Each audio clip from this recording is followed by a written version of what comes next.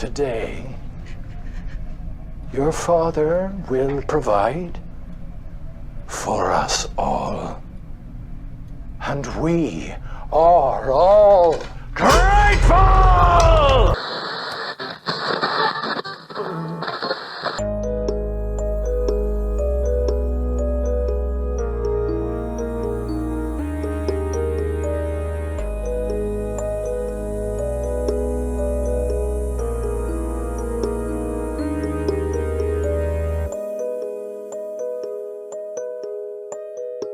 Welcome to the Podcast Compels You, the show where we are assigned cursed categories by our evil AI overlord, tasked with finding films that fit those categories and sharing them with you terrific turkeys. I'm Bill, and with me, as always, is my co-host Stacy. How are you, Stacy? Hey there. I'm just thinking about how hard it is to be me and how I'm not thankful for anything this Thanksgiving. How about Oh, that? How about that? Nah, it's not all that bad. I did see some good movies. are you thankful for those movies? You know what? This movie makes me feel like I need to be thankful. So therefore I am not because I don't like following instructions. Fair enough. I am ungovernable, let it be known. Yes, I saw Heretic in the theater, which I was very excited about. Did not disappoint. Phew. I'm glad you didn't burst my bubble. It was very fun. There were some things like I wished for more of. I'm gonna be very vague, so I don't spoil anything. So, will it be my favorite horror movie of 2024? No. Would I have liked this same movie if the villain had not been played by Hugh Grant? I actually don't think so. What would I Hmm. think about a podcast where it's just me asking questions of myself and then I answer? Hmm. I don't know. What do you think about that, Bill? Bill's not here. This is just you. Oh, so what else have you watched, Stacy? I'm the voice in your brain. Oh, it's confusing. I'm hearing voices. Well, I finally got around to watching some things I queued up on my Shudder account. I finished two of them now and have been chipping away at a third for a couple of days. I saw What Josiah Saw 2021, which I would describe as a fairly somber, mind twisty kind of horror movie centered on three adult siblings that are reckoning with their traumatic youth while trying to figure out whether to sell the family farm. So it's another one of those family farms. Uh-huh. It would pair very well with The Dark and the Wicked, which we released this week in our timeline. It'll be some weeks ago for y'all in the future listening to this. So I highly recommend this with the caveat that the abuse topics are quite heavy, and I would definitely look up the content warnings. But it's a very well-made movie, in my opinion. Is it a Shudder original? You know, you would ask me that, wouldn't you? I'm sorry. I'm always curious. I can't remember now. I feel like it is, but Yeah, I'm not going to swear to it. How's that? I also saw fair enough. Scare Me, which is a horror comedy, but Hmm. on the drier side of comedy, I would say. It's about two horror writers, strangers to each other, who pass the time during a power outage trying to scare each other with stories. So you can see why I would want to see this, right? Uh-huh. Yep. Highly recommended. Sleeper of 2020, I guess, because I don't remember hearing about it until like I saw it. I saw the title for it on Shudder, you know, sometime in the last couple weeks. You know what's really weird? I'm looking at the cast list for that, and this week I watched American Movie. Have you ever heard of that? It came out like a long time ago. It's like a DIY movie about a guy in a rural town making a movie. His name is Mark Borchardt. He is in Scare Me, which is the most random thing because I went to go look up like what has this guy been doing since he put out that movie? There you go. He's in Scare Me, so Oh, there's the connection. bam! It's a 6 degrees from the podcast compels you. Exactly. My spidey senses are telling me you haven't watched any horror movies lately. Sadly, no, no. I've watched a few non-horror movies, but I won't discuss those because this is a horror podcast. But I will do better next week. I promise. That is my All right, you've my now promise. sworn this to me and the evil AI mastermind, so you will face the consequences, which is a word that I forgot how to say halfway through. Shall you let us down? Hey, I'm ready for it. Do you want to introduce our film? I'll go ahead and do that. Tonight, we bring you part two of The Gravy Ing. our two-part series exploring the cursed category of Thanksgiving-themed movies with a twist of vengeance. In part 1 of this series, we reviewed Thanksgiving, aptly named 2023, a holiday slasher that pleasantly surprised us both. Is that safe to say? Absolutely. Pleasant surprise. This episode's movie is Pilgrim, the 2019 Thanksgiving entry into the Blumhouse television made for Hulu series Into the Dark. Into the Dark is a horror anthology series in which each episode is a feature-length film inspired by a holiday. It ran for 2 seasons of 12 episodes each. The story for Pilgrim is credited to Noah Feinberg, with teleplay by Noah Feinberg and the team of Marcus Dunstan and Patrick Melton. It is based on a true story that happened to Feinberg when he was a kid. Marcus Dunstan directed this film. He and Patrick Melton have a long history writing, directing horror for film and TV together. He did Scary Stories to Tell in the Dark. Very importantly, Piranha 3DD. There's an extra D. I don't know what the extra D is for. They also did Saw 4 through 6 and Saw 3D. That's only one D in that one. Pilgrim stars Rain Edwards as teenage protagonist Cody. Pilgrim also stars Courtney Hengler, Kerr Smith, Peter Giles, Beth Curry, Antonio Raul Garcia as the cute little brother, and the podcast Compels You alum, Elise Levesque, as the evil Pilgrim Patience. She appeared in Ready or Not, which we covered in our 10th episode. And hilariously, her character's name in that movie was Charity. Patience? Charity? Is she rounding up all the virtues? Is this a career strategy? I did not put that together. I love that.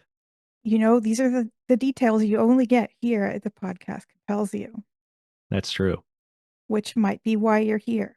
Or you might just be Costa Rican and into this for some strange reason that we don't understand. Uh-huh. So here's a quick plot synopsis, spoiler free, of Into the Dark Pilgrim. This movie centers the teenage Cody, whose mom left her, no explanation given, on Thanksgiving Day when she was a child. Summary of the present day is Cody's dad sucks, and she's now stuck with a stepmom, Anna, who also kind of sucks. Anyway, Anna invites a troupe of Pilgrim reenactors to the family's house for Thanksgiving to remind her family of their blessings, I guess. The actors, however, are extremely committed to their roles. They won't break character for anything, and it seems like their activities are leading up to the execution of a sinister plan, probably to go down on Thanksgiving Day itself, because that's how these holiday movies usually work. Gee, I sure hope everyone learns a lesson. I love it. That was perfect. Had you seen this one before, Bill? Absolutely not. Never heard of it. Never heard of this series before. So I'm glad you brought this into my orbit. With that being said, I do have 3 things I expected to see. This was a tough one. I mean, I say this every time, but this one, I mean, I kind of based it on the genres. I think there was sci-fi was one of the genres, horror, holiday, etc. So my number one thing I thought I'd see in this movie was a person turns out to be a robot. Number 2, an old relic becomes a major plot point. And number 3, a person gets served up at dinner. That was kind of my softball. Ding, ding, ding. I think your other 2 would have made this a better movie. I agree, and I'm going to talk about one of them a little bit later. But Stacy, had you seen this movie before? The answer is no. Did you bring us any treats? I have content warnings. Oh, you don't have 3? I forgot to do my 3 things. That's okay. That's all right. And I remembered after the movie had started, and I was like, nah, that's not fair. Not gonna do Bill like that. Okay, well, thank you. I appreciate your honesty. Nothing if not honest. Absolutely. So the content warnings, really just standard for this genre, violence and gore. You could think of it as a slasher. There's puritanism that might be triggering. There's at least implied cannibalism. That's all I got. You might want to check does the dog die.com. Does the die dog? I'm just discovering how hard the English language is, harder and harder every time I try to speak it. But yeah, check that site if you're worried about any particular triggers. And otherwise, over to you, Bill, for Dark Fact of the Day. Dark Fact.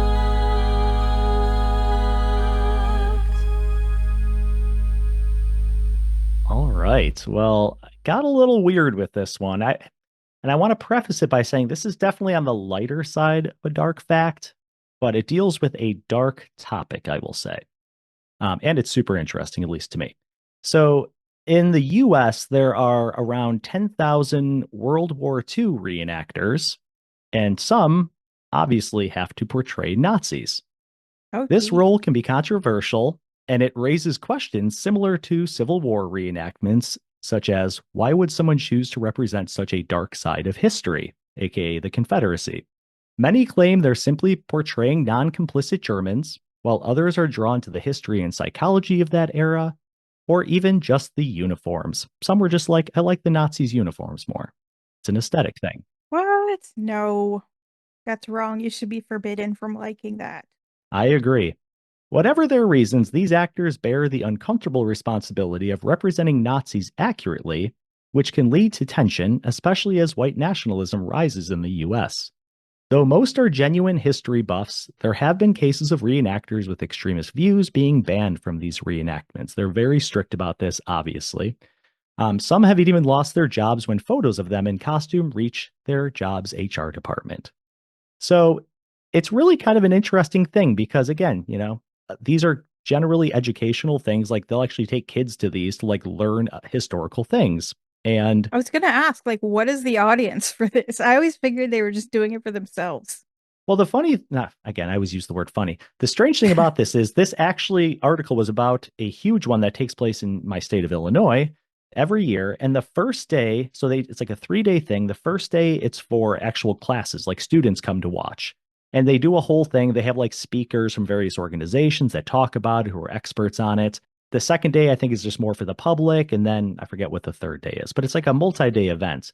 Third day is the orgy. Yeah. Which is the third day of any event. It's just like Runfest. Oh, God, that's terrible. I'm picturing it now. So it is an educational thing. The problem is a lot of these actors try to shy away from some of the more like extreme parts of it, understandably, because it's very uncomfortable. But by doing so, they're kind of doing a disservice to history. And again, if you're doing a reenactment, you have to have people playing both sides. Otherwise, it's not really an accurate thing. So really kind of an interesting thing coming from a dark place. And I kind of like this quote. This guy, Ted O'Sullivan, who is a retired banker, had a humorous take on it. He said, I only play a Nazi from spring until fall. The rest of the year, I'm Darth Vader. So just to give you an idea, this is like their little hobby, their interest, and they move on other times of the year to play other people like Darth Vader. Huh. Super weird. I won't be going to any of these reenactments. That's It the doesn't thing. sound like a Yeah. great weekend. But it exists. So there you go. That's the dark fact of today.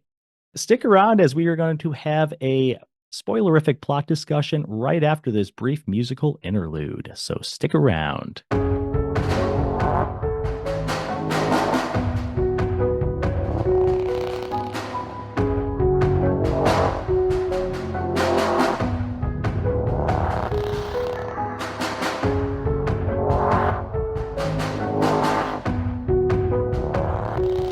Welcome back to the show. We are now going to get into our spoilerific plot discussion of Into the Dark, Pilgrim. So we open on a scene of a young girl whose name is Cody sitting at the kitchen table while her parents argue. And then we quickly fast forward to the same girl, Cody, grown up with her full family at the same table. They are talking about their Thanksgiving plans, and Anna and the dad, whose name is Shane. Is that right? I think it's Shane. Yes. Yeah. Anna and Shane are kind of telling the kids, Cody and then her half brother Tate. Thank you. Yeah, there are far fewer characters in this movie than last week's. Thank God. There's a lot of pilgrims, though. We'll get to that. That is true. So Anna and Shane are talking to Cody and Tate about their Thanksgiving plans, which includes having reenactors come to celebrate the original Thanksgiving. And this is definitely purported to be Anna's idea. We find out more about that a little bit later. Shane is just kind of just kind of works all the time. It's just kind of like, yeah, whatever you want to do, I'm with you here. And he's just looking at his phone, looking at like the stock market. So he's basically checked out this entire movie. He's kind a of caricature, really. Yeah. Oh, they all. A lot of them are. I'll say that much. Yes. We immediately start seeing the dynamic between Cody and her stepmother Anna. Cody is just not on board, is very like adversarial to this, talking about like, why do we want to celebrate the genocide of Indians, blah blah blah, which I get. I mean, she has a point. Just really trying to get under Anna's skin. And then Anna kind of fires back talking about how, Cody's been skipping school and how that's been costing the family money. So again, you start to see this. And meanwhile, Cody's dad, Shane, they're kind of joking around a little bit, the two of them. So you're starting to see these little factions. Meanwhile, Tate's just kind of in his own world. Tate kind of gets along with everyone. He's just kind of a sweet kid, whereas Cody's having a really difficult time with Anna being her stepmother, as we're led to believe. So then Shane's just like, all right, let's stop all this. All right, you and Tate, you're gonna break the wishbone. Just kind of like let's just put all this to bed here. So my first question is, are they eating a turkey right before Thanksgiving, or is this another type of bird of some sort? Vegetarian. I have no idea what has a wishbone. Does a human have a wishbone? I'm a vegetarian also. Is this the first time we've discovered this? Yeah, I think so. That's weird. Look at that. Right Both on. play double bass and vegetarians. So weird. So weird. I mean, I think most birds have wish. Like, I guess they could be eating quails are kind of small, like a bunch, I don't know, some sort of bird, but they're eating some sort of bird like days or no more than a week before Thanksgiving, which I think is kind of strange. It's a very small wishbone, if that makes a difference. I don't know if it does. Oh, maybe that does lend itself to a smaller bird. Do chickens have wishbones? Yeah, I've never seen one it's not usually pointed out in a chicken. They probably have one. Anyway, Shane's like, hey, Tate and Cody, like, let's change the topic here. Why don't you guys break the wishbone? So they both do their, they make a wish, they break the wishbone, and Cody wins. And we get to hear her inner dialogue saying what she wished for. And she said she wishes that this whole thing backfires, meaning this whole, plan that Anna has for this reenactment. Into Anna's face. I think that's part of what she's like. Oh, yeah, directed right. At Anna. Yeah, so she's just really, really trying to stick it to Anna here. Then we get our opening credits. We see like old TV and cartoon footage of Thanksgiving with kind of like creepy music. This kind of worked for me. I don't know. What'd you think of this? It's just kind of a little off-putting, kind of entertaining. The title cards? Yeah, well, like the whole opening credits. It's like a random montage of like old Thanksgiving TV programming and cartoons. And I enjoyed that. And yeah. I enjoyed the music. Yeah. Throughout this movie, I actually kind of like the music. It's very random and weird. Score is one of the top things that I liked about this movie, actually. Oh, awesome. I think we're going to be on the same page there. So after the credits, we're back at their house, and Cody is looking for Tate and finds him in a secret compartment underneath his bed. This is where we're introduced to their little game where it's like a tapping game. I think like anytime Cody's looking for Tate, she like taps on the wall like once or twice, and then Tate kind of taps back. And of course, this is all going to come back a little bit later and become an important part of the movie. She finds him. He's hiding underneath his bed in the secret compartment. And, she like puts him to bed. And as she's leaving, Tate says, Cody, I hope your wish comes true. And she's like, oh, thanks. And she leaves the room. And I don't know if you caught this, but right at this moment, there's this weird demonic like digital voice that says, Cody, I hope your wish comes true. Yeah, and I was wondering, because I haven't seen any other episodes, like, is this kind of a thing that they do in this series? Or do the episodes really have nothing at all in common? Or, because I thought, judging this as an independent, not an independent film, but a discrete movie. Yes. Yeah, I don't think that was a really good, it just opens more, there's nothing else demonic about the movie, right? So it's like, it's opening something that they don't address later, which they actually do a lot, but more about that later. I had the same exact thought. I'm almost kind of happy I watched this out of context of the other ones because it almost makes it just weirder. So weird. The thing I did notice when that voice came on, all of the other audio that surrounded it had that effect on it. I think they did a really sloppy job where Mm. they threw the effect on top of the whole of all of the audio instead of just putting it on that one voice. This happens a few times in the movie where they put like a weird digital effect on something and it applies to everything around it, which I don't know, maybe that's just kind of like sloppy editing. Anyway, I had to rewind that Interesting like three observation. times to figure out what they were saying there. And yeah, it's just saying, Cody, I hope your wish comes true. So, Yeah. ooh. The next day, the mom, Anna, is hosting the neighborhood HOA meeting and telling her girlfriends about the Pilgrim reenactment. And all these women, like I think Cody makes a joke about the Stepford wives are here or something, or one of the people makes a joke about that. These are all just a bunch of like uppity, gossipy, suburban women, and you could just tell they're like shooting glances at each other. And Anna's telling them all about this upcoming reenactment. And she says how she saw an ad for it and how the ad promised that this would bring families together. Like, are you sick of your kids always on their phones and, not having a good bonding experience, yada, yada, yada. And she talks about how it had great reviews. However, she never says where she saw the ad. She didn't say, like, I found it on the internet or I saw it on TV. So that's the thing I'm curious about. Comes back later though. The kids are like, I think it's the kids. They're like, we can't find this ad anywhere for this service. Right. But yeah. Yeah, I'm so curious about that because apparently there's reviews too. So it's like, okay, I find this whole scene annoying. You want to know why? why? First of all, the fact that it's an HOA meeting, like that's just kind of loaded to begin with. Like if you're not going to make a commentary about HOAs, which are like this whole other thing, which have Right. been historically vehicles for oppression and discrimination Sure. outside of the law, that's like the whole purpose for them existing Mm-hmm. in the past. But if you're not going to touch that, why make it an HOA meeting? And why is the HOA like a bunch of women? Also, that's a lot of women to be in the HOA. Sure. Are they just trying to say they're having a block party? Because that's what it seems like. And it seems like only women, and the women are all caricatures. That's it. So like even if it was like an upper middle class neighborhood Mhm. and these were all the women, I would still expect them to have personalities. Right. So I found that annoying, and I was like, "Is this going to be a commentary on Stepford wifeness?" But it wasn't. No. Another thing just thrown in there. Yes. And then, the whole thing where Cody's in the kitchen and she accidentally hears them gossiping, which I don't know if you're getting to that or not. Yeah. Sorry. That's okay. It's next up, so fire I'm away. like, okay, so these people are going to learn a lesson about being gossipy. Well, these people never show up in the movie again, Right. and no one learns that lesson.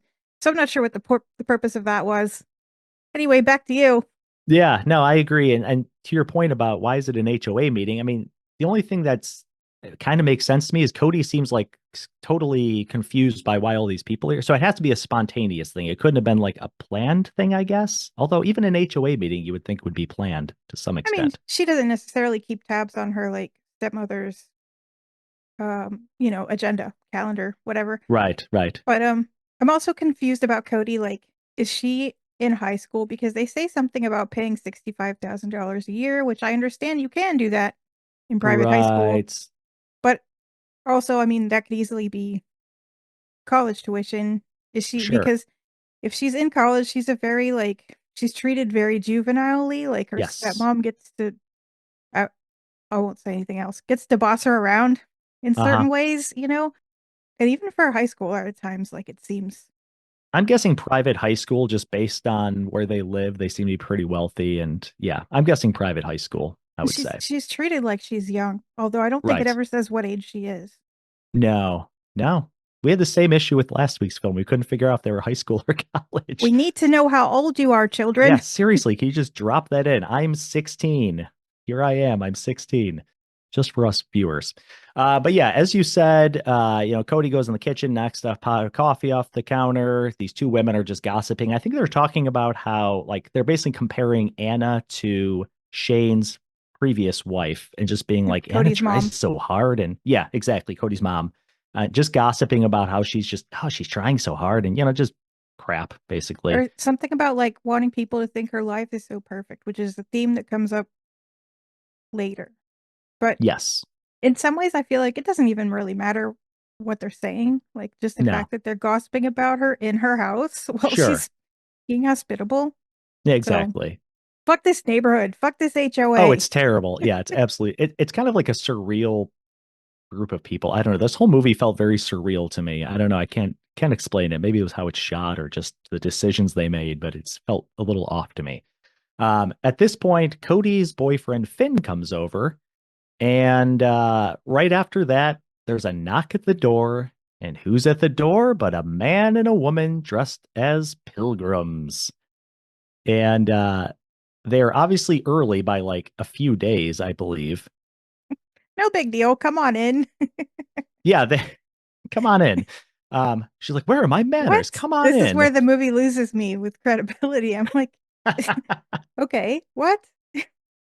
Well, they say that they need time to prepare. So that's their excuse for being there a couple days early. Their names are Ethan, and the woman's name is Patience. All of a sudden, the plan has changed, and they will be staying with the family for a few days. Then Anna tells her friend Catherine, who I believe is the single mother of Finn. I don't think there's a husband Yes. in the picture there. I think you're correct. And Finn is kind of the boyfriend, but we never really see like a romance or anything. Not really. No, Do we do a little bit. They kind of make out at some point, I think. I have a romance blindness. I know, that's why I'm telling you. They do make out, I can Thanks. confirm. You're welcome. I need to take you to the movies with me. Tell you the Please cold explain hard it. truth. They made out, okay? I'm not going to shield you from this world. Anyway, Anna tells her friend Catherine that, again, the woman, Patience, will be cooking her Thanksgiving dinner as well. And I thought this was weird because she kind of tells her this as like a surprise. Did you get that part impression? did not make sense to me at all. Like, hey, this is Patience, a pilgrim that I hired, and she's going to stay at your house and cook for you. Like, what? No. Even What? Catherine kind of like gives her kind of a weird look, like, Did okay. anyone proof the script beyond the three teleplay writers? Right. And so at this point in the movie now, so Cody, I think, walks up and like he tries to kiss her hand and she's like, no, I'm good. So she's immediately skeptical. Anna's like kind of weirded out, but she's all in. She's like, this is great, awesome. They're here. Shane is just drinking his scotch, just looking at his stock market on his phone. That's his entire character trait. That's This his whole entire movie. thing. And I was trying not to hate Anna, and then when Cody's like, yeah, I don't think I want you to kiss my hand after he just kissed Anna's hand for like 30 Yes. full seconds. Uh-huh. He's like, what's her name? God, what's the kid's name? Oh, Cody, be polite. Yeah. Yeah. And I'm like, No. you're one of those. No touchy. And then Tate is pretty much just kind of on board this whole movie. Like he's just kind of goes with the flow, I would say. So then Cody's up in her room and she looks out her window and she sees Ethan, again, the male pilgrim, carrying around lumber into her backyard. And immediately you just get this adversarial relationship with Ethan and Cody. Every scene they're in, Cody's just like, what the hell are you doing here? Just giving him looks and just questioning him. And the whole time he's just talking about gratitude. That's going to be a common theme through this movie. Every other word out of Ethan's mouth is talking about gratitude and how important it is to be gracious. It gets a little annoying, I'm not going to lie. That night at dinner, Ethan really leans into his character, talking about his travels on the ship.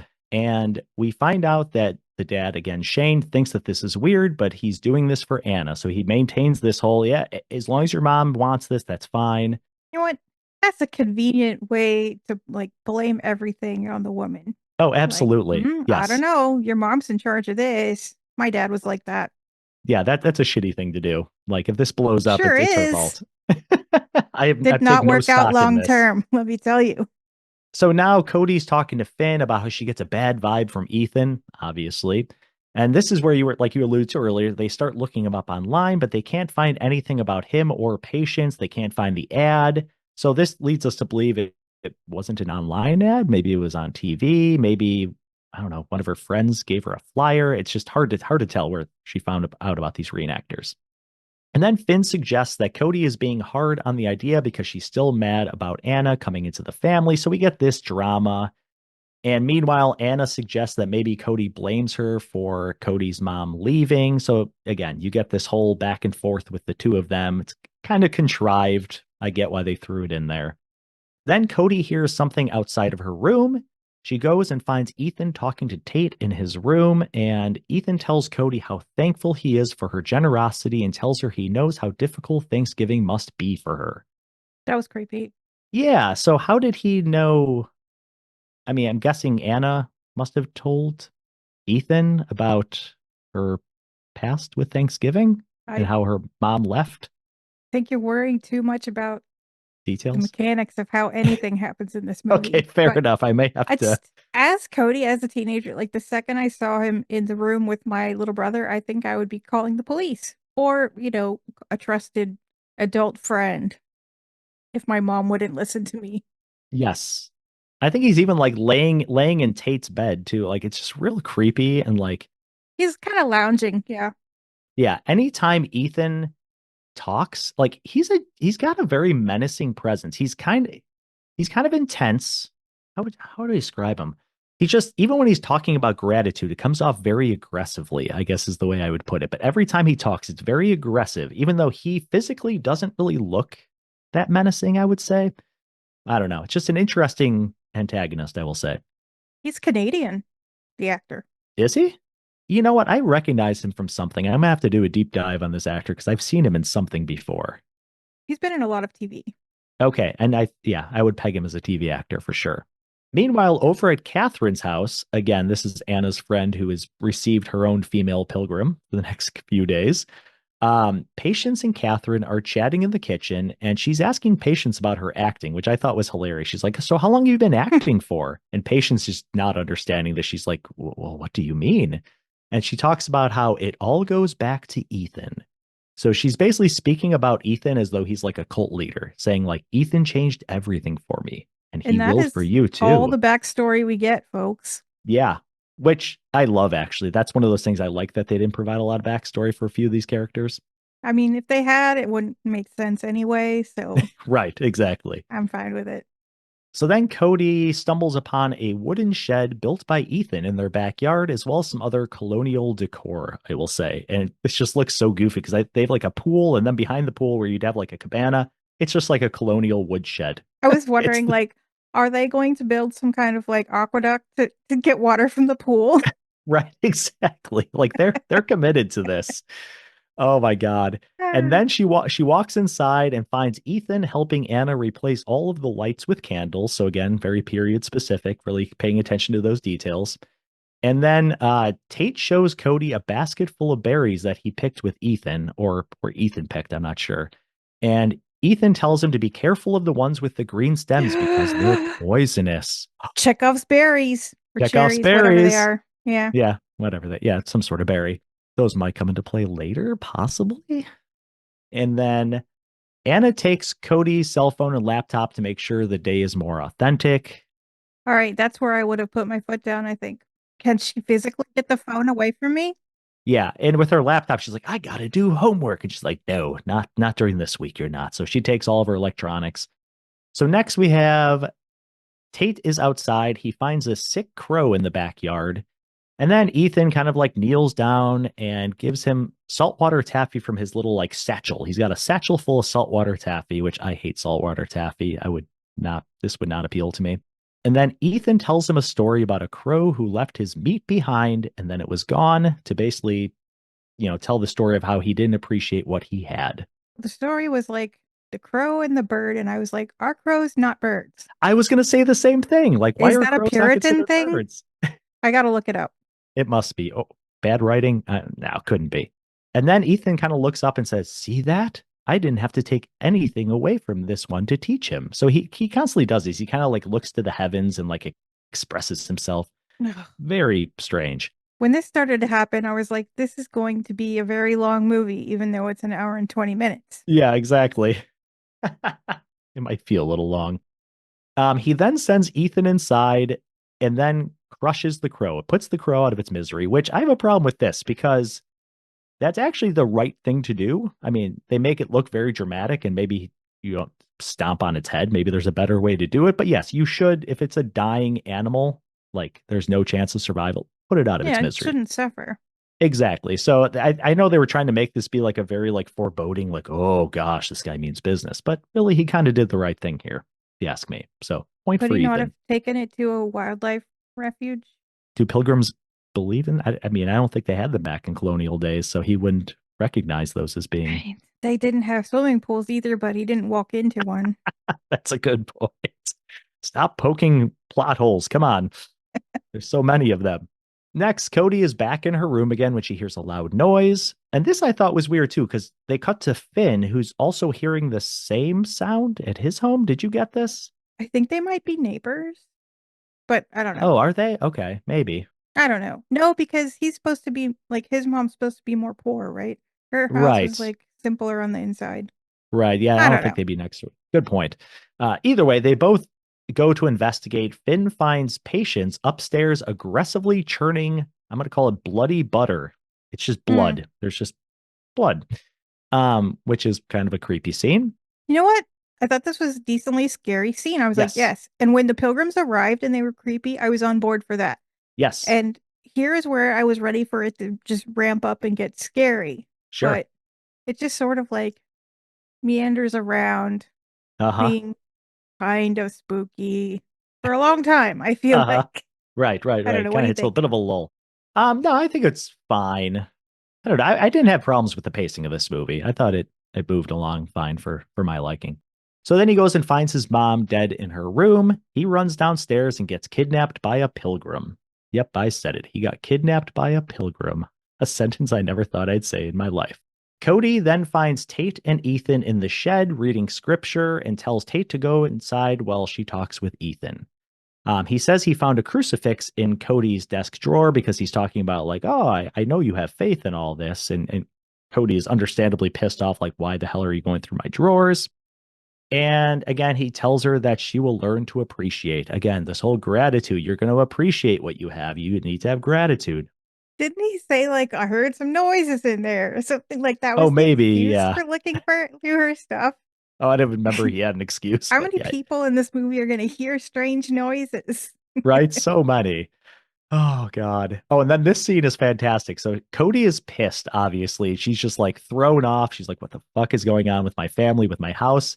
She goes inside to get her dad, and he is in his office with a group of pilgrims smoking these long pipes. This scene was just like a fever dream, I gotta say. I loved it. And he's like, "Oh my God, this is great. They're gonna be a new garage." So like he is totally on board with these pilgrims being here, like totally beneficial to him. And I don't know if you got this vibe at all throughout this movie, but there were certain scenes where I forgot I was watching a Thanksgiving themed movie and I thought it was more of like a leprechaun movie. Because the costumes in this movie are like, they're really bad, especially the men's costumes. Like and I don't know if they were purposefully doing this, like the buckles on the shoes look like they're just like material. They look very costumey. Like I would buy that they were reenactors. Yeah. Like this would be like a stage production. Like this is not like movie quality stuff that holds up to the screen very well. But like their hats and stuff, just so many of them just looked like leprechauns to me. And I kind of kept forgetting what kind of movie I was watching. Now, is that intentional or is that just like the budget formula? What's the budget formula? I mean, the Blumhouse makes feature-length TV episodes, whatever their economic formula is. I forgot that this was a Blumhouse joint, we'll say. Yeah, maybe that was part of it. It took me out of the movie quite a few times, though, I will say that much. But this whole scene of just these pilgrims just like hanging out with the dad had me laughing to no end. So Cody is just like, what the hell's going on? Like my dad's now on board with these guys. And then we get her having a quick nightmare of her with her mom and dad, and then a pilgrim attacking her saying Happy Thanksgiving. This was a random scene. I didn't even remember that. Exactly. It was a quick scene. I think she falls asleep at like her desk or something because she spends a lot of time in her room at her desk or, whatever, looking out the window. Then Anna comes to talk to Cody and tells her that Catherine fell off the wagon. Again, she was clearly an alcoholic, and that her and Finn are now missing, and that Patience will now be living with their family. Yay! Nothing to be concerned about there. Yeah, no red flag here that you sent this random pilgrim reenactor to the house and all of a sudden these two are missing. Not so sure about that. So now there are additional pilgrim women in the kitchen while Anna tries to make sense of what happened to Catherine. They are very stern while they talk about it, and then she leaves the room and is seeing the male pilgrims now adding all sorts of decor to the house. They're building more structures in the backyard. They're like putting things in like their china cabinets, and she can't find Tate anywhere. Meanwhile, Shane is completely oblivious. He's just like enthralled by these pilgrims. Patience then tells Anna that she needs rosemary. So this is, I think, where the film kind of takes a dark turn, I would say. I think we could have skipped to this a while ago, but I did like the scene with the pilgrims in the dad's study. That was cool. Oh, absolutely. Yes. So yeah, Patience is like, yeah, we're making the feast. We need rosemary. Can you go to the store and get us rosemary? Which I'm surprised she even like Do they know mentioned there's a store? Exactly. It Have they seems a seen little out of character. supermarkets? Yeah. And I think Ethan might be with Patience at this point. Like they're confronting the two of them. And then Yeah, I think so. a group of pilgrims, I think, come up behind them. So you can tell it's starting to get a little menacing. Yeah. And then Shane and Anna very smartly are like, okay, well, we want to bring our kids to the store because they're starting to realize something's up. And Ethan and Patience object, telling them the kids will be fine with them. Not a good sign.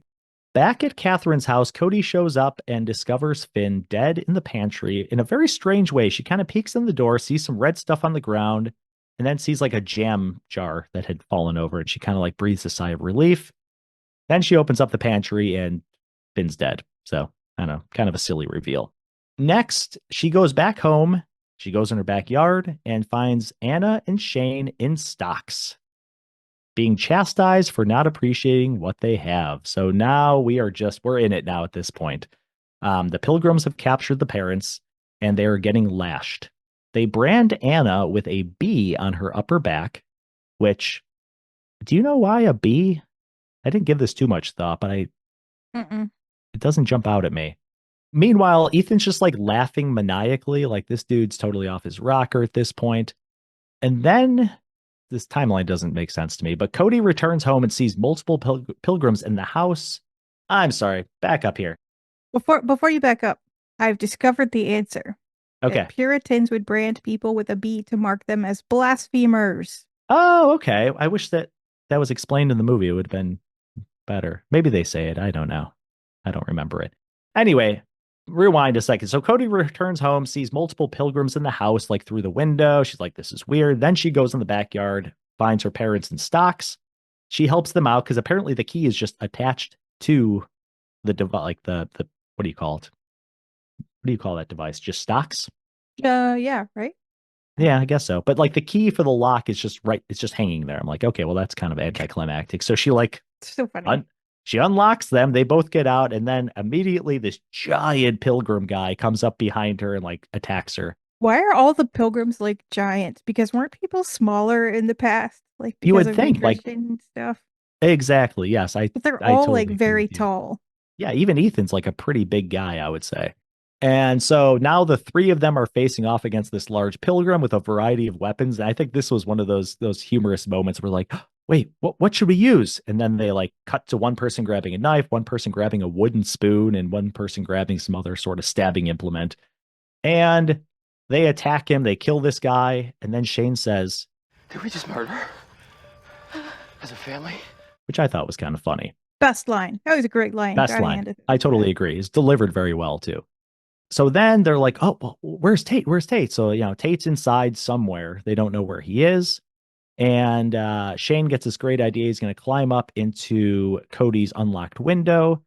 So he does that. And as soon as he gets to the top, Ethan stabs him in the hand and pushes him off the roof as he attempts to enter the window. So this movie, actually, I was very surprised at the amount of like blood and gore in this for being like a not a TV movie, but an installment in like a TV series. I wasn't expecting much gore. I wasn't expecting it based on the first half of the movie. Like, Yeah, it exactly. Maybe seemed that's to what it was. ramp up out of nowhere. Right. Yeah, it seemed very tame at the first half. So Shane he gets knocked off the roof. And then when he's on the ground, he kind of awakes to Patience coming at him with an axe. And then she stabs him and we just see red. So for all intents and purposes, Shane's out of the picture right now. Then they go and I don't even think they show up, but they now have Anna and Cody bound in the backyard. And this is another weird scene. So they're both sitting on chairs and, Ethan's espousing all of his gratitude talk, blah, blah, blah, blah, blah.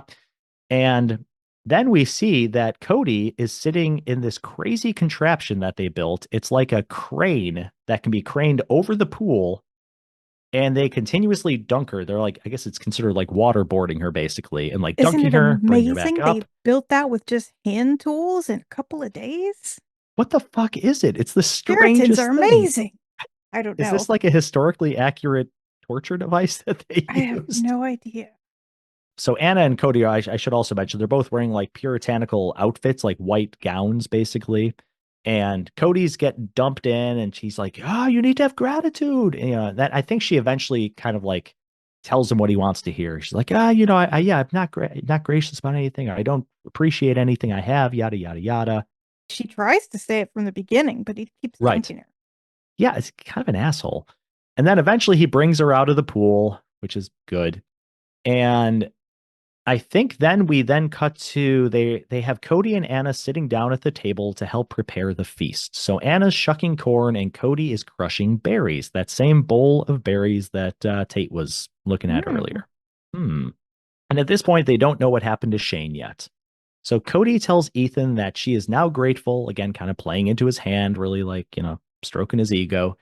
And then Ethan brings a knife to Anna's throat as she tells Ethan that she never took them for granted and that she did her best. Then, out of nowhere, Cody shoves a pick through Patience's head as Anna throws something on the candles that lights the place up. What the hell did she throw on this candle? Helium, to reference the last movie we discussed. A handful of the noblest powdered gas. helium. I mean, it's as good an explanation as you're going to get from this movie. The joke there is that helium is not flammable, in case you're not in on the joke. In which case, you should go watch our immediately previous episode, whatever that movie was. If you want to learn more about helium. Thanksgiving 2023. 2023. Her stabbing Patience in the head with a pick was a pretty awesome scene, I gotta say. Even though it barely slows Patience down, she's just like pulls it out of her head. She's like, I'm fine. She doesn't operate from the brain. That's the thing. Maybe that's what it is. Yeah, you can't go after the brain with these pilgrims. Mm-mm. So then Cody runs away, and I think Anna's still there. I don't know. Doesn't matter. Cody runs away to go find Tate. She does like the tapping thing again. This comes back into play because she's trying to find him. So they do the tapping thing. She finds him in a closet. She then, I think, just hides him in another closet.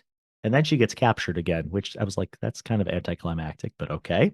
So they capture her again and bring her back to the table. Anna's already at the table. And now we get the feast, I believe. So it's Ethan. It's actually all the pilgrims. All the pilgrims are in this room. It's Ethan, Patience, Anna, and Cody kind of all sitting at the table. And Ethan even says something weird he says something to Cody about, "Oh, this is your favorite seat, isn't it?" And again, it's the seat that she was sitting at when her parents were arguing again at the beginning of the movie. What a jerk. This whole plot just doesn't work at all. Like, you don't need this in here, I feel like. But anyway, they reference it. I mean, what even was the plot? But yes, go ahead. And Ethan is just like totally excited about this meal, and he's talking about grads who are going to celebrate. It's time to feast. Blah, blah, blah, blah, blah, blah. And he says, "Bring out the feast." And the guy brings out the silver platter, pulls the top off, and it is Shane's head, of course. So ding, ding, ding. Dun, dun, dun. I mean, there we have, I guess it was the Texas Chainsaw Massacre. Oh, yeah, that's right. Uh-huh. Callback there. I guess it can't be a callback to Thanksgiving 2023, which was made after this. So that was a callback to this? I doubt that even watched this, but you don't think Eli Roth was a big fan of this installment? Who knows? Who knows? I agree. So also during this point, so they bring out Shane's head, and all of the other pilgrims are like laughing and having a great time. And over the top of it, I don't know if you remember this musical choice, but it's like contemporary Christian music is the best way I could describe it. It's like, is that what that was? Yeah, that was really weird. Really off-putting, and I've never heard this kind of music used in a film because it's terrible music in my opinion. Objectively terrible. Yeah, objectively terrible, but maybe that's why it worked, because this is just like a super weird scene and you have this kind of wholesome music playing over the top of it. So yeah, the pilgrims are having a great time while Cody and Anna are just looking on in horror. Then all of a sudden, the pilgrims become sick and start puking up blood. And the music switches to this crazy techno music, like All right. out of left field. This is what I mean about the music. It is all over the map. I even told you about like the jigs that we've heard earlier. Like, and that's another thing that made me think it was leprechauns. There's like these almost Irish sounding like Right. I reels did or think they were jigs. Irish sounding, but it might have been just right on for, except I don't think Puritans had like a lot of recreational music or dancing. Just No, all hymns and like go home, pray, just exactly. try to Yeah. try to survive till tomorrow. That's it. That's all That was they had it. to look Yeah. forward to. I also thought this was hilarious. They show Ethan throwing up blood. And I don't know if you caught this, but there's a classic way where if you have a really low budget and you need someone to like throw up blood, you put your hand up to your mouth, like almost like if you're calling to someone. And Mhm. what you do, you run a blood line up your hand, and so Oh, it appears like you're throwing up blood. But they did this with this guy, and it's just like it looks so silly because I've that's seen it in a so million lazy. movies. Yeah, exactly. In Evil Dead Rise, Uh-huh. the girl who throws up blood, like, I'll send you a picture. Is that the beginning of the movie? There's pictures, the daughter in the family. There's pictures of her with the Oh, whole okay. rig in her mouth, and like, how Yes. does it even fit in there? I don't know, but like, Sure. that's being a hero. You Yeah. can't do that. Get out of the horror movies, you know? Or even like in this case, why not just like a bunch of blood capsules, you know? Like you Yeah. could have just done that. But this, I don't know. That just struck me as like the laziest way to possibly do that effect. I'm like, all right, whatever. Turns out that Cody included the poison berries in the mix that she was making. Clever young lady she is. Chekhov's berries. Chekhov's berries. So then Patience is walking around looking for Tate and looking like truly deranged with like blood coming out of her eyes, coming out of her head. Like I kind of like this scene. She just looks insane. She looks actually creepier than Ethan to me, in all honesty, throughout this film. She goes to the closet that Tate is actually in, and this was weird too. So she just like throws up, and the blood goes into the closet, like I think onto Tate or like right around him. And then Tate crawls out, and I don't know, he somehow gets past Patience. I don't know how it happens. And he goes into the kitchen, unties Cody, then sees his dad's head and throws up himself, which I'm like, God, that's got to be rough for that little dude. Ooh. Then Cody follows a sick Ethan with a knife. He dives out the window, and Anna fights Patience. Oh, this was great too. Anna then fights Patience. And part of this fight was her attacking Patience with Shane's head. Did you remember this? I tried to not remember it, but I Oh, guess I it's do. amazing. Like, because they're fighting like on the kitchen table, and I think like Anna's just grabbing for anything she possibly can, and one of them is It's a Shane's wild head, and I scene. think she whacks Patience in the head with Shane's head, like a head to head, and then grabs a knife and grabs a knife and kills Patience. Anyway, then she goes to join Cody outside as she's like stalking down Ethan. And, Cody just looks like deranged, like she's been through some shit because she has. And she throws him like on a pile of fire. So he kind of like gets set on fire a little bit. Then she brands him. And then they ask him, why did you do this? Of course, the question we're all wondering. And he says, To make you grateful for what you have. And aren't you? Isn't this what you wished for? aw, interesting. Back to the wishbone. It is not what she wished for. Well, not Not like explicitly. that. He took some liberties with her wish. Let's put it that way. He ran with it. I want to know who's up there receiving these wishes and then turning them around into terrible things. Right. There's Is got to it be someone Satan? doling these out. Oh, I love What? it. Well, the other weird thing is, so not to get too deep on this, but so Anna hired these reenactors separate from the wishbone thing. So if she had never hired these reenactors, would somebody else in their life have exacted, like made the wish come true? You know what I mean? I don't know. That's heavy.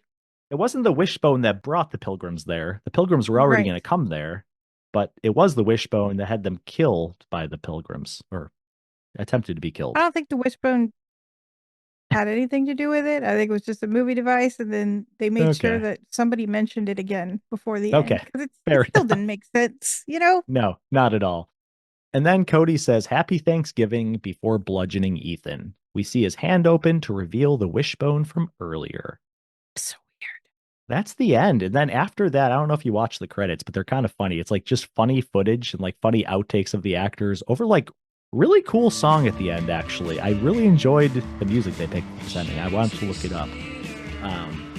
But yeah, that's the film.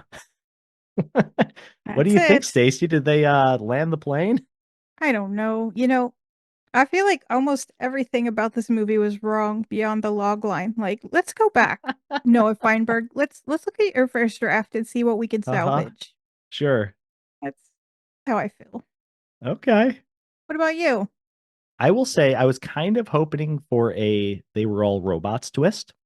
Hmm. That would have been my number one ending. It could have been good. Yeah, I think so. Or just something weird like that.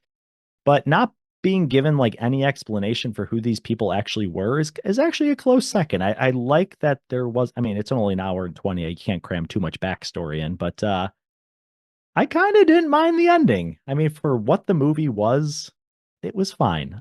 Again, I saw the sci-fi tag on it, and I'm like, I was hoping they'd lean a little bit more into that. I'm not sure how. And again, I don't know anything else about the other. I wondered if the tags were like for the entire series. I wasn't sure. Oh, you might be right. I have Yeah. no idea though. Yeah, because I don't. It's not. There's nothing really sci-fi about it. They also put like mystery and thriller on there. So Except for that one demonic voice that doesn't do anything. it's only sci-fi because there's no explanation. That must be the person on high who doles out the wishbone Right. Oh, consequences, I I think guess. you're onto something. I don't know, probably not. Anyway, yeah, that's a bit of a trip, I gotta say. Do we want to rate this thing? Yeah, I got some final thoughts. Or you want to go first? Why don't you go first? I'm intrigued. Okay. I think this movie had a lot of promise in its premise, which it then squandered. I found it kind of boring a lot of the time, to be honest. And rather than a feature, it felt kind of like it was written as an episode of TV, which it Mhm. was. But I mean, like pacing wise, felt like they stretched it out from a TV episode to the length that it was. It was like there were too many things Uh-huh. instead of investing more in longer scenes or something. Sure. I'm not sure what it was. To be fair, things I did like. I liked the score. I liked Cody. I mean, I liked her little brother. He didn't really have a personality, but there's nothing not to like about him. So Hmm. he goes in the like column. And I liked, like I said, when the pilgrims showed up and it seemed very creepy, like it was on the verge of something very dangerous. Uh-huh. The bloody, like, butter churning scene, that was pretty good and creative. Hmm. I don't think I've seen that before. And it could have been really outright scary when they turned violent, but it felt like they like literally overstayed their welcome. That's what was happening. Like that the real horror was that they just wouldn't go away instead of, Right. hurrying up and getting scary. So it just kind of lost me. Although did we just murder as a family will stand out to me for a long time to come. I think that's a great line. It deserves an award for single lines if such a thing exists. Hmm. So, what I really didn't like, the parents are very unbelievable in the first half of the movie, like, minus a supernatural explanation as to their behavior, which we don't really get. Like, what the pilgrims, do they have like mind control powers? I don't think so because it doesn't work on Cody. And, Right. and eventually the parents break out of it, but like, you're telling me you're going to go around replacing the bulbs with candles in your house and you're not going to question? Or like what if they became pilgrims at some point in the movie, like the parents, and that was the big twist, and then they like something like that would have been That interesting. could have worked. Um, Something.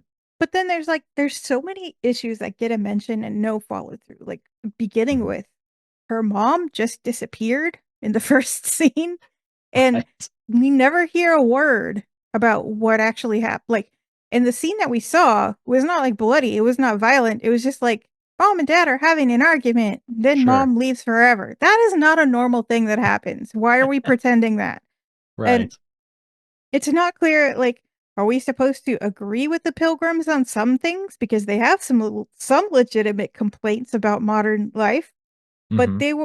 these same Pilgrims that, in the 1600s were horrible people themselves, and that is not really addressed to my satisfaction. And then, yeah, I mentioned the HOA, how I felt about bringing that up and brushing it off. But, like, when the neighbors were gossiping about the stepmom and they're trying to make that look bad. I mean, the Pilgrims were the gossipingest fucking people on the planet. Because it's like all they had to do while Right. they worked their hands to the bone to try to stay alive and stave off cannibalism, which they weren't always successful for, as I learned from this podcast. And the Pilgrims want to punish the stepmom, like, for trying to show off her foot or fit in whatever it is, but like they're also the masters of, like, you must conform and fit in and do this and go to church. Right.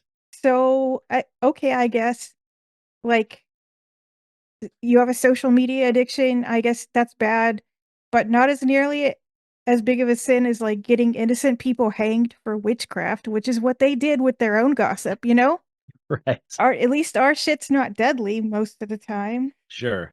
So, like, another example, like, at the table early in the beginning of the movie, with the stepmom, Cody brings up, like, not wanting to celebrate indigenous genocide, which a lot of people feel that's true, including my own family. We don't celebrate it anymore.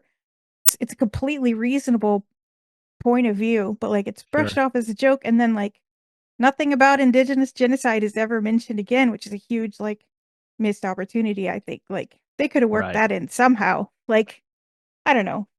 Going down the list, the Pilgrims wanna punish the dad for watching the stock ticker all day. Okay, fine. But, like, psychiatric conditions and outliers aside, is that even a real problem that people have? They just look at the stock ticker? I mean, I check my bank balance, like, every few days. I'm sure the Sure. Pilgrims looked at their fucking food stockpile a lot. Isn't that basically the same thing? Like, Yeah. okay, if you're ignoring your family because of a dumb stock ticker that you never even seem to be able to do anything about, because who knows what he even does for a living? It doesn't look like he does anything. Sits No. there. He might need psychiatric help, like, legitimately. Right. So I ask myself, what was the whole point? The killers want us to be more thankful for what we have, just for the sake of being thankful? But I mean, like, who or what are they? We don't know. I guess they're mortal Hmm. because they all died. How did they arrive here out of the past? I'm guessing it may be better that we don't know, because probably knowing would be stupider. But, like, the main thing is, if we can have Pilgrim Avengers from the past, I wanted some kind of, like, indigenous super Avengers to then arrive and teach those pilgrims the lesson Oh, about not stealing people's fucking land and murdering them. Can we please make that fucking movie? I would much prefer that movie, or at least, like, if we're gonna have this movie, make it more a story about, like, Cody and her rage and her arc and resolution of her issues with her mom abandoning her that no hmm. one ever mentions again. And those issues run a lot deeper, I'm sure, than, "You know what, Dad? Thanks for paying for everything, and Anna, you're an Yeah. alright stepmom," which is the actual literal conclusion of her Yes. emotional arc in the real movie. So, Right. for the foregoing, and because I enjoyed it slightly more than Children of the Corn, I hereby rate this movie 2 screams on a scale of 5. Over to you, Bill. Okay. That's about where I thought you'd put it, I think, based on your discussion. Damn it, I hate being predictable. Well, I Except mean, when I'm driving, because, that makes a safe driver. that's true. That's very true. Before I give my review, I do want to follow up on something you were talking about, which reminded me. So this whole idea of like judging others' morality, and meanwhile having like your own immoral, life that you're leading, very similar to the Saw franchise. This is one of the complaints you get about the Saw franchise a lot, and it's no surprise that was it the writer or the director had done a lot of work on Saw movies. It's the same idea. I mean, What an interesting observation. you get this guy who's like putting these people in traps, to get them to appreciate their lives because they've done horrible things. Meanwhile, he's doing more horrible things than they are. So it's this Look what whole, you made me do. Exactly. So it's that same through line. It's not surprising that that guy worked on both of these, well, this movie and that series. So I just thought that was kind of interesting based on what you were talking about. So just like with last week's film, Thanksgiving 2023, I was pleasantly surprised by this film. I think my review actually might surprise you a little bit. With it only being like an hour and 20 minutes, I didn't think there was a lot of wasted time in this, to be honest. It kind of moved for me all right. Fascinating. I'm a sucker for a good like unknown strangers home invasion movie. That by unknown strangers, I mean like we don't really know anything about these people and we don't really end up finding out much about them, which I kind of like. Again, I like not having answers at the end of a movie. You know me, nihilistic, what the hell just happened? Ambiguous. Ambiguous. There you go. That's a good word. Objectively, there were a lot of elements in this movie that were pretty bad, from the costumes to like just the randomness of the music choices. I liked the music, but just the randomness made it very up and down and just bizarre. And I think everything about the bad stuff in this movie kind of made it good. Like there was so much bad stuff that it made it wildly entertaining for me. It was well done, I think, in my mind. Like it didn't look terrible, but just the choices they made were so weird. And there's just weird choice upon weird choice just stacked on top of each other. And what we're left with is just a strange movie that I could not take my eyes off of. I enjoyed watching like Ethan, Patience, and eventually their fellow pilgrims like slowly integrating themselves into Catherine and the main family's lives. The acting, I would say, was pretty serviceable, I would say, throughout. I really liked, like you had said, Cody, Rain Edwards, who played Cody. I thought she was fantastic. She kind of looked like a young Rihanna. I thought like she had similar eyes to Rihanna. And I immediately looked up her filmography, and she hasn't been in that much stuff. I think it was like maybe some TV shows or some like a couple movies. And she's a singer-songwriter too, right? Am I Oh, mistaken? is she? Maybe that's her main deal. But I don't know. I'd love to see her in more movies. I thought she was Me really good in too. this. I thought she acted everyone else out of the water, I totally out of the agree. And swimming actually, pool. out of the swimming. And Patience, whoever I forget the actress's name, the one from Ready or Not. I also thought she was really good. I think those were the two Elise standouts. Levesque. Oh, well done. Very nice. Those were the two standout performances from this. Because of the short runtime, clearly characterization was completely sacrificed, which I understand. Again, it's a shorter movie. You can't really dig too deep. But each family member just plays a very cliche version of themselves. Very little depth, like you talked about. Cody's story is just kind of doesn't go anywhere. But I think like for a film like this, it's kind of okay. I'm not looking for deep, narrative. Also, you're just constantly have to suspend disbelief with this one, from not, them not calling the cops to why their neighbors were completely unaware of what was happening in this house. Again, Why the HOA isn't objecting to these outbuildings? seriously, like I don't think the HOA is going to Think there's allow a this blacksmith shop contraption, now? What? right? This contraption they built in the pool to dunk Cody, like that's going to be a little loud building that. Granted, they probably don't use mechanical or electric tools, but like still there's just a lot of that stuff where it's like, okay, fine. I guess I just have to suspend belief here. But with all that being said, I'm actually going to mirror my Thanksgiving episode rating and give this one an enthusiastic 3.5 screams. Wow. I'm going to be completely transparent and say it may not deserve that, but for some reason, this movie hit me at the right time when I was watching it, and I liked it. It's very silly. Very So, silly. if you're doing the math at home, that is a 2.75 on the Scream scale of 5. 2.75. What is that? I'm just going to look it up real quick because I'm curious where that lands, just because I did update our spreadsheet. 2.7. Oh, wow. So that ties it with Apostle in the fourth from last place. That feels right to me. It's 2 places below Thanksgiving 2023. So we liked Thanksgiving Also feels 2023. right to me. Yeah, we did. Yeah, I think it's fair. I will say, like, perhaps frame of mind has something to do with this, because if I had been ready to watch a movie that was like so bad it's good, or if Uh-huh. I'd been with friends or something, Yeah. maybe I would have had a better time. Right. As it was, like, I was paying a lot of attention, and what I just noticed a lot of were like these things that got brought up and not resolved as Sure. far as issues, ideas.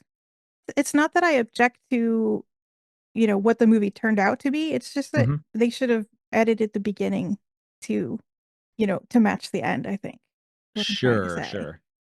And I think in fairness, when I saw that it was an hour, 20 minutes, and understanding that it's part of like a TV show anthology, whatever you want to call it, that probably like lowered my expectations, like pretty low. So I think it may have exceeded my expectations because the bar was so low. So I think that may be why it got me, honestly.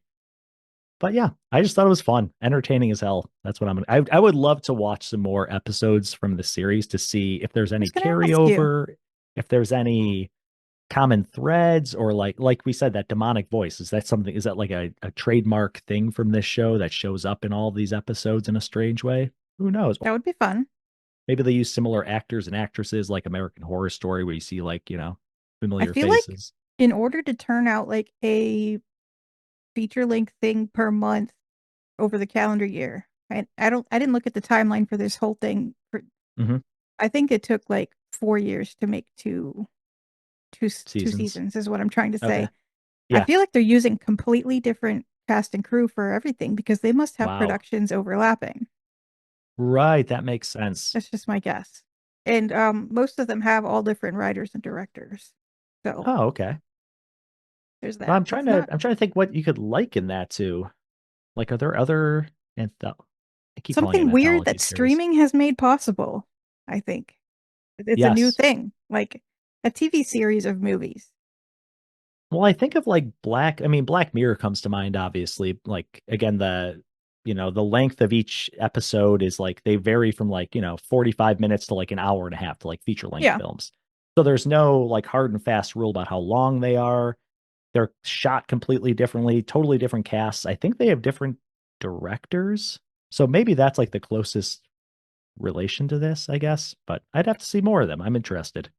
Yeah. I can't say that I won't see others. And there are a couple of them that got rated much higher than this one. So I might start with those. I'm not gonna lie, I looked at the ratings for this one and I was like, wow, people hated this movie. I mean, I think it was like a 5.8, but like the first 15 reviews I read, they were all like ones and twos, and I was like, oh my Oh, gosh. interesting. I tried not to look at reviews. Well, I did it after I locked in my own score and after I watched the film. Oh, So I'm like, all right, good call. I'm comfortable with where I'm at with this. Anyway, do you have any finishing thoughts about this film? I have some words to take us home. Oh, All not about right. this film necessarily, Oh. just my words of wisdom. No, just All kidding. right. I don't have any of that either. But Oh, jeez. there you have it, Pilgrims. With that, we've reached the bitter end of our 2-part Thanksgiving with a Side of Vengeance series. The gravying from the consumerist punishing slasher spectacle of Thanksgiving 2023 to the weird pot punishing the kettle, where did these people even come from world of Into the Dark Pilgrim. We've waded through the cranberry sauce of carnage and unearthed the stuffing of suspense, sort of. It's been a table flipping journey through family traditions gone horribly wrong. But don't pack away those carving knives just yet, horror fam, because we're decking the fucking halls for our next 2-parter, which Bill is calling Carols of Carnage, but I'm still not sure yet. This time, we're trimming the trees with some Yuletide terror, and we'll be bringing you some essential Christmas viewing with titles that just might make you hum a few familiar carols. Until the screaming starts, that is. First up on the very short list is the 1974 classic Black Christmas. So grab your disgusting eggnog or whatever it is you like to consume and join us for a sleigh ride straight to hell. It's going to be merry and murderous. Woo, I like it. I'm looking forward to it. And in the meantime, please like and subscribe to our show on whichever podcasting platform you prefer. Share it with a friend, share it with many friends, share it with everyone in the world. And until next time, stay spooky. See ya.